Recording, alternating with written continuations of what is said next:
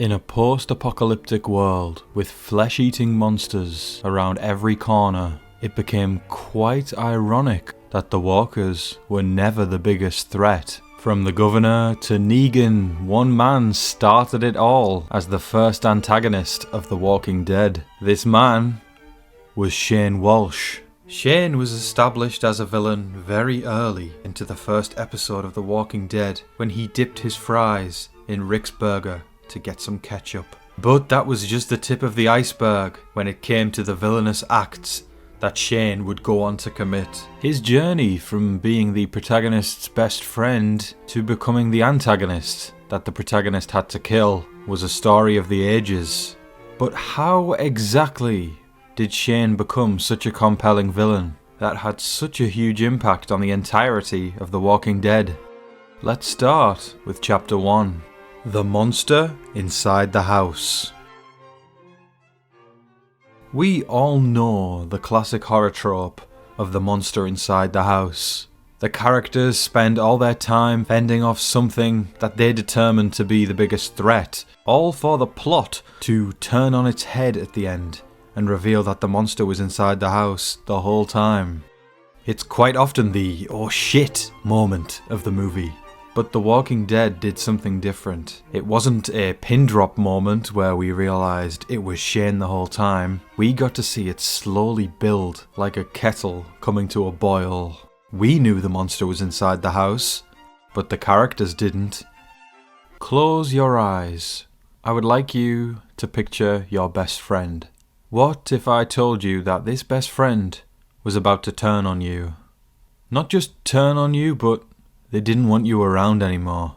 On top of that, they want to move in on your family. It's quite hard to imagine, isn't it? If it isn't, I strongly recommend you look for a new best friend. The point is, it becomes infinitely harder for the protagonist to deal with a threat that they are already close to than an external threat. More emotions are mixed in. The depth of an existing relationship plays a huge part in how you deal with a growing threat. The complexities of dealing with a threat like this are far more intense than someone who just appeared and you know nothing about. Season 2 of The Walking Dead was a slow burn between the friendship of Rick Grimes and Shane Walsh slowly deteriorating, all while they tried to manage relationships with the Green family at Herschel's farm. With walkers closing in on them at the same time, many factors were at play as the kettle slowly began to boil. With all of these threats at play and a lack of direction for the group, it created a power vacuum. An opportunity for Shane to step in as the leader of the group. The one thing stopping him? His best friend, Rick Grimes. Had Shane been an outsider of the group, Rick could have absolutely neutralized the threat within a moment. But, like I stated before, this was Rick's best friend. He couldn't neutralize the threat. Not yet, anyways. With all of these factors at play, it begged the question, what was actually the biggest threat to the group? Was it the walkers outside the farm? Was it the walkers in the barn? Was it Herschel's ideology? Was it Rick's lack of direction? Or was it Shane becoming slowly more and more unhinged? You see, when there are several factors at play, it allows these factors to grow even more because attention is divided. Let's take a look at factors I believe played a huge part in making Shane such a compelling villain. Factor 1. Herschel's ideology. As I discussed before, with all of these threats at play, it allowed space for these threats to come up against one another to determine which one was going to come out on top. Herschel's ideology in Season 2 of The Walking Dead was defined by a rigid faith-based and compassionate worldview that actually denied the brutal reality of the apocalypse. His beliefs were rooted in protecting his family and hoping for a return to normalcy. While a very optimistic outlook to the apocalypse can be viewed as a good thing, the reality of the situation was that Herschel's beliefs were harming people more than they were helping them. After all, Herschel did believe that walkers were just sick people. He believed that walkers were not truly dead, but rather suffering from a disease that was actually curable. Factor 2 is the ideology of Shane Walsh. Almost a polar opposite to Herschel's ideology, Shane believed that the group needed to be ruthless and adopt a hyper-realistic survival ideology. Only brutal pragmatism was able to ensure survival, and morality for Shane was out the window. Shane didn't care who he had to hurt in this process because he believed it was just part of the process. While both Herschel and Shane's ideology were valid approaches to the matter, both of these ideologies harmed people more than they helped them. And that's where Factor 3 comes in. The ideology of Rick Grimes. Rick's ideology landed in the middle of both Herschel and Shane. Rick had a more idealistic approach to the apocalypse. It was very much a group-oriented approach, and for the most part, Rick believed in civility. When Shane would be pushing for safety for the group that could result in the harm of others, Rick would be quick to defuse the situation, trying to play diplomat between Shane and Herschel. This of course only worked for a very short duration of time, when at the mid-season finale, Shane and Herschel's ideologies came to a head. Shane opened the barn, and several members of the group neutralized the walkers that were in the barn. This symbolized the death of Herschel's ideology, meaning that in the first battle, Shane's ideology came out on top. While these clashes of ideologies were at play, so were the walkers. This created an environment that was a constant melting pot. Emotions were heightened, actions were intensified, and quite in fact accelerated. After the mid-season finale, when Herschel's ideology was put on the back burner, it highlighted the two main ideologies that were left in the camp. Shane versus Rick. Brutality versus civility. The two men who were once best friends were now pitted against one another. The monster was inside the house the whole time, and not in the barn, and the group was starting to realise it. Chapter 2. Breaking Bad. Before the apocalypse, both Rick Grimes and Shane Walsh worked at King County Sheriff's Department. Both men being deputies at this department meant that they held very high and executive roles within the law. Rick and Shane represented the law. This made their fall from grace even higher stakes. It wasn't your average Joe delivering pizzas or working in a mechanic shop. These were police officers, making the devolution much more intense and the fall much higher. Shane devolved pretty fucking fast. It really did not take him long to fit into this world, which is something that others grappled with for seasons. Even over 10 seasons into the show, the likes of Daryl and Carol still had internal conflict when it came to adapting to this new world. Shane? It seemed like this is where he just belonged. Dale said it best during a confrontation with Shane. This world, what it is now, this is where you belong. And I may not have what it takes to last for long, but that's okay. At least I can say, when the world goes to shit, I didn't let it take me down with it. Shane was already made for this world, but now the apocalypse provided exactly what he needed to be that person without any pushback or legalities. Very often in society, criminals and ill-intentioned people hide themselves in plain sight, such as law enforcement, government, and schools. This is to gain protection from investigation and prosecution, or to leverage influence to avoid accountability, often exploiting legal loopholes. Perhaps Shane was doing this already, because that's just who he was. To watch these lawmen devolve from people who were meant to uphold what was right in society, become a man who was intimidating the elderly members of the group and believing he was the be-all and end-all of so many people's survival, just spoke to the character of Shane. This is who he was. Breaking Bad for Rick was a process, whereas Breaking Bad for Shane was natural. You could even call it freedom. Chapter 3. Innocent Crossfire. Another horror trope that The Walking Dead utilised was putting a child at risk. Quite often in horror movies or TV shows, writers put a child or a baby in harm's way. in order to intensify the stakes of the story. There's two people I am going to talk about as innocents in the crossfire. The first being Carl Grimes. Of course, with an apocalypse, the child is in danger already. But that danger intensified when Shane believed that he was the one who deserved to have Laurie and Carl under his wing. Shane was preaching the entire time that he was a better man than Rick and that he was the one who should keep Laurie and Carl safe. Little did he realise the hypocrisy of what he was saying.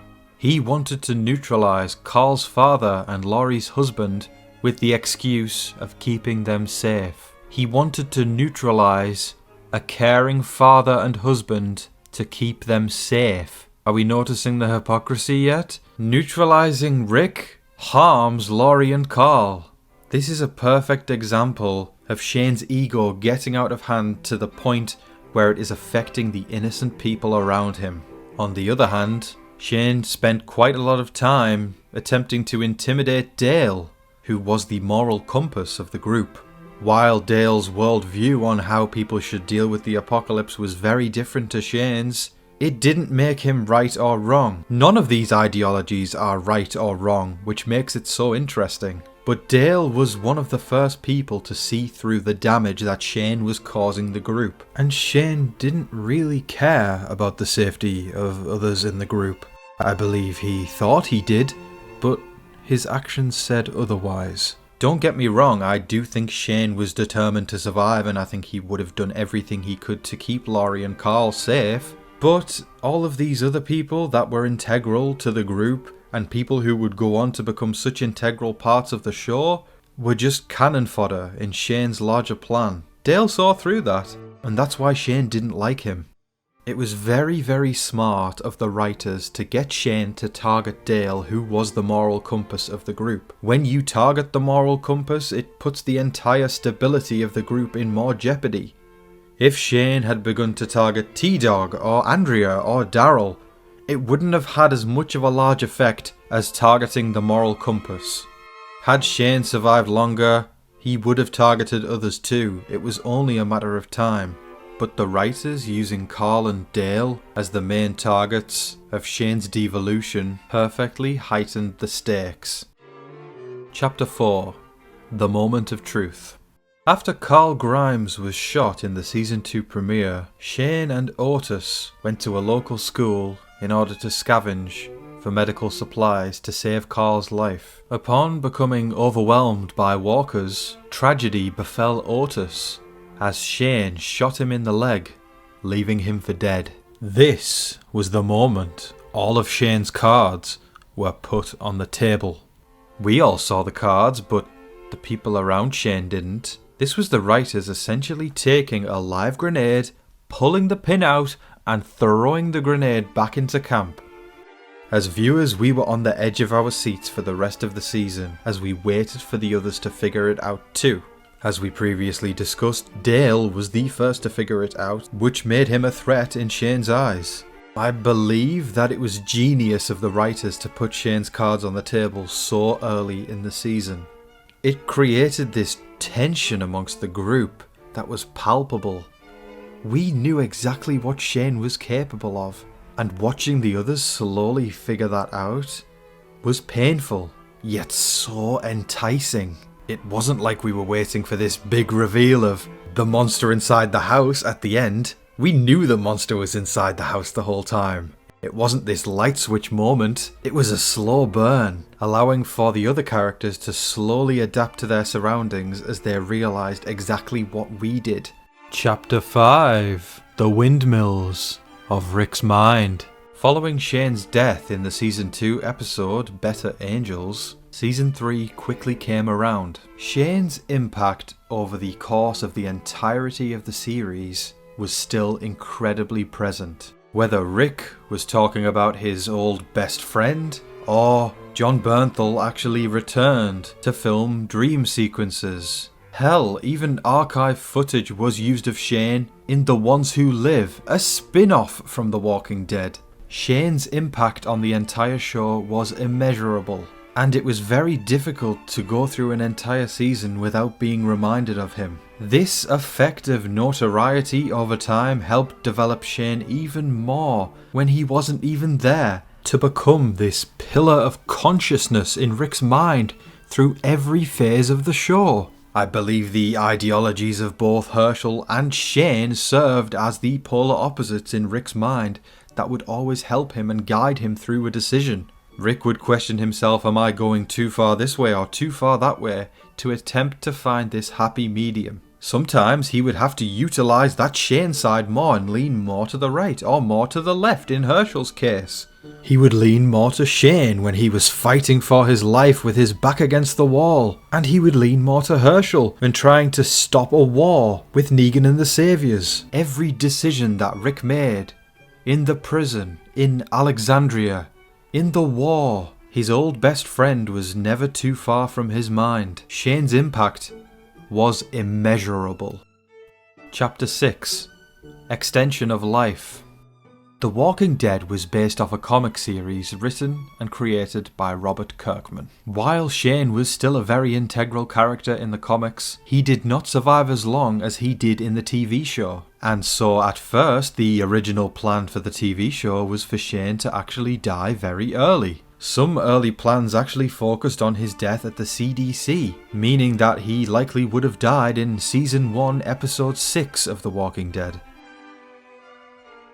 Upon realising the potential of what they could do with his character, showrunner Frank Darabont made the decision to change Shane's character arc. The decision was made to extend his role to heighten the drama and explore a more complex, tragic downfall, because there was a lot of debate over whether this was too early in the narrative for Shane to die. Had they killed Shane in Season 1, I truly believe that he would have just been a footnote in the large scope of The Walking Dead. That's not to say he wouldn't be remembered as a great character, because his arc in Season 1 was also fantastic. But I think they made the right decision.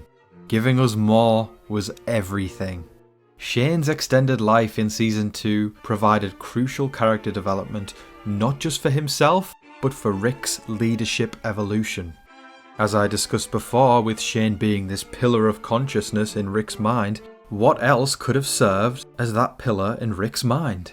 During Seasons 4 and 5 of the show, in a post-prison world where the group was on the road and splintered, this was when we saw the characters in their most brutal and animalistic states. There is no doubt that Rick had to take inspiration from his old best friend in order to adapt to this situation. Shane's brutality influenced how Rick led the group during this period, especially while escaping Terminus. The Rick Grimes in Season 2 of The Walking Dead could not have dealt with the likes of the cannibals at Terminus. He had to draw inspiration from his old best friend to get through that specific situation. The difference between Rick and Shane was, Rick did what he had to do when he had to do it.